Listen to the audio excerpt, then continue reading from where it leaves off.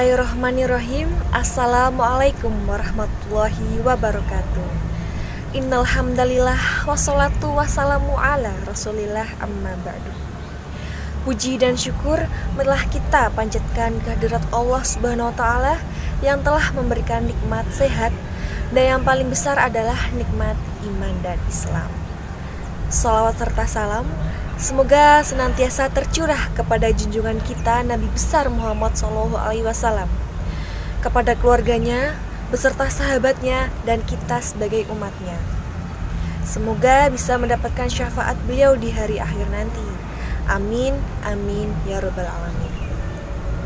Hadirin yang dirahmati Allah, akhir-akhir ini saya sering mendengar kata insecure di media sosial. Lihat yang glowing sedikit langsung insecure, lihat yang motornya festik langsung insecure. Apa sih insecure itu? Jadi teman-teman, insecure adalah perasaan cemas, tidak mampu dan kurang percaya diri yang membuat seseorang terasa tidak nyaman. Lalu bagaimana hukum insecure dalam Islam? Insecure dalam Islam jelas tidak dianjurkan. Karena apa? Karena Islam sendiri tidak pernah memandang seseorang dari segi fisik, penampilan, dan ekonomi. Ingatlah para hadirin bahwa derajat seorang hamba di hadapan Allah berdasarkan ketakwaannya. Lalu bagaimana cara mengatasi insecure ini? Kuncinya cuma satu, yaitu dengan cara mensyukuri segala nikmat yang telah diberikan oleh Allah Subhanahu wa taala. Hadirin sekalian, dari pengamatan saya nih, dapat saya simpulkan bahwa insecure erat kaitannya dengan body shaming. Apa itu body shaming? Saya yakin kaum milenialisme sudah tidak asing dengan istilah tersebut. Body shaming adalah bentuk menghina, baik menghina bentuk tubuh atau fisik pada dan penampilan seseorang. Dalam Islam, body shaming ini jelas sangat dilarang. Hadirin yang berbahagia, sesungguhnya kecantikan dan ketampanan bukanlah suatu hal yang dapat dibanggakan. Karena seperti yang telah dijelaskan, bahwa derajat seorang hamba di hadapan Allah adalah berdasarkan ketakwaannya. Dan sesungguhnya wajah rupawan tersebut adalah semata-mata anugerah dari Allah yang harus kita syukuri. Hadirin sekalian, perlu diingat pula bahwa Allah telah menciptakan manusia dengan sebaik-baiknya, sebagaimana yang tertera dalam Quran surat At-Tin ayat 4-6 yang berbunyi, laqad khalaqnal insana fi ahsani taqwim tsumma radadnahu asfala safilin illa ladina amanu wa amilus solihati falahum ajrun khairum mamnun. Yang artinya, sesungguhnya kami telah menciptakan manusia dalam bentuk yang sebaik-baiknya. Kemudian kami kembalikan dia ke tempat yang serendah-rendahnya, kecuali orang-orang yang beriman dan mengajarkan kebajikan. Maka mereka akan mendapat pahala yang tidak ada putusnya. Hadirin sekalian, untuk apa wajah cantik jika terus mengumbar aurat? Dan untuk apa wajah tampan jika hobi berzina?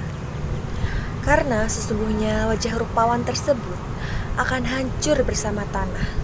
Dan apakah hadirin sekalian rela kulit mulus dan wajah cantik Anda terbakar api neraka? Nauzubillahi min dzalik. Lagian nih ya, di Indonesia itu yang namanya cantik dan ganteng itu relatif. Sekarang coba teman-teman pergi menghadap ibu dan bapak kalian. Coba tanyakan, misal yang perempuan nih tanya, Pak, Bu, saya cantik gak sih? Kalau yang laki-laki, Pak, Bu, saya ganteng gak sih?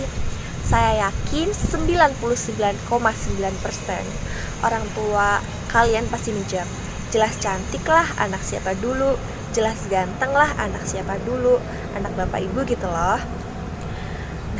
Dalam buku yang berjudul Takdir Allah Tak Pernah Salah, karya dari Agus Susanto, menceritakan tentang kisah hati yang bersyukur pada zaman Nabi Musa. Suatu hari Nabi Musa didatangi oleh orang miskin dengan pakaian lusuh dan compang-camping.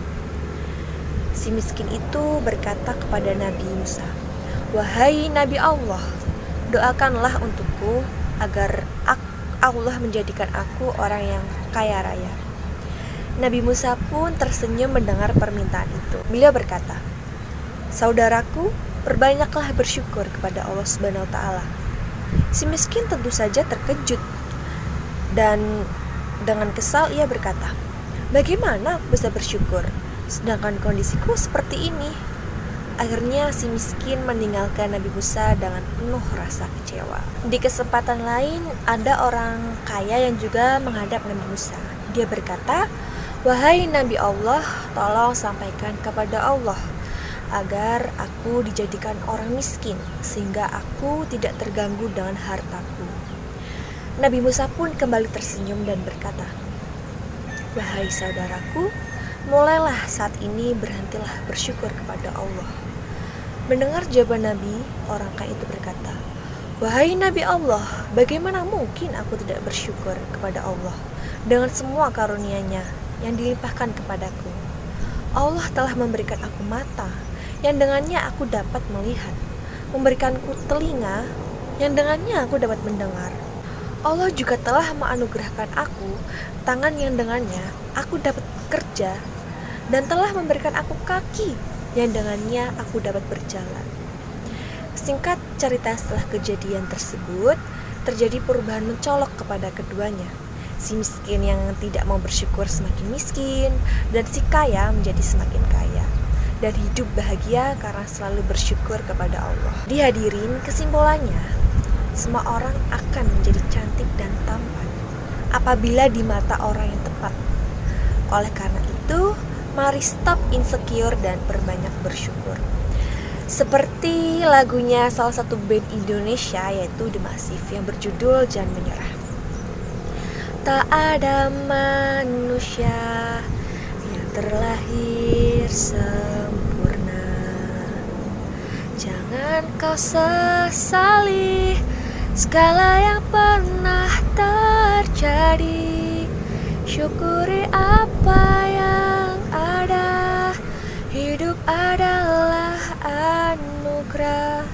Tetap jalani hidup ini dan lakukan yang terbaik. Makna lagu Jangan Menyerah berusaha menasihati kita agar jangan selalu putus asa dalam menghadapi cobaan hidup yang diberikan Allah pada kita. Karena tiap-tiap dari kita pasti kan diberikan cobaan oleh Allah supaya kita menjadi manusia yang lebih baik lagi. Oleh sebab itu, sikap yang harus kita ambil adalah sikap yang positif dalam menghadapi cobaan tersebut. Percayalah bahwa Allah tidak memberikan cobaan pada seseorang melainkan sesuai dengan kesanggupannya. Dengan artian bahwa manusia pasti akan bisa menghadapi ujian seberat apapun yang diberikan oleh Allah, asalkan manusia selalu mengingatnya, selalu bersyukur, selalu bersabar, dan tak kenal putus asa. Lihatlah dan berpikirlah bahwa masih banyak orang-orang yang ujiannya lebih berat daripada kita. Maka bagi kita yang punya cobaan sedikit lebih ringan daripada mereka, sepatutnya lah kita bersyukur, belajar dari mereka, dan lakukanlah yang terbaik. Jangan hanya karena masalah kecil lantas kita terpuruk. Perilaku tersebut sungguh tiada gunanya. Mari sama-sama perbaiki diri agar kelak mendapatkan tempat terbaik di sisi Allah. Amin, amin ya rabbal alamin. Sepertinya sekian yang dapat saya sampaikan. Mohon dimaklumi apabila ada kesalahan, karena sesungguhnya saya hanyalah manusia biasa dan kesempurnaan hanyalah milik Allah Subhanahu wa taala. Sekian dari saya. Mohon maaf. Wassalamualaikum warahmatullahi wabarakatuh.